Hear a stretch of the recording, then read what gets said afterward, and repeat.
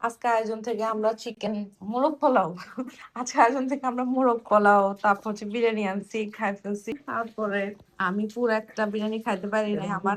হ্যাঁ, কি আনতে বলতাম? ও আচ্ছা, হ্যাঁ ওটাও তো বলতেছি যে আমার ও, আরে খাওয়া দাওয়া সব শেষ।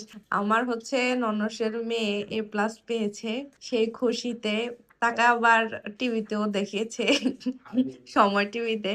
আর তো আমার ননস আমাদেরকে মিষ্টি খাওয়ার জন্য 2000 টাকা পাঠাইছে। তো আমরা চিন্তা করলাম মিষ্টি না খাই, আমরা পাহাড়ের জন্য থেকে বিরিয়ানি এনে খাই। আর এটা ছাড়াও আমার সারাদিন আসলে অনেক অসুস্থ ছিলাম পুরা দিনই।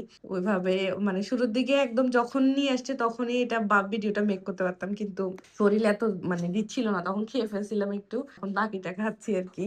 যাই হোক, এই ভিডিওটা যদি তানিয়া আপু আপনি দেখে থাকেন তাহলে আপনাকে অনেক অনেক থ্যাংক ইউ, আর রামিসা তোমাকে অনেক কনগ্রেচুলেশন।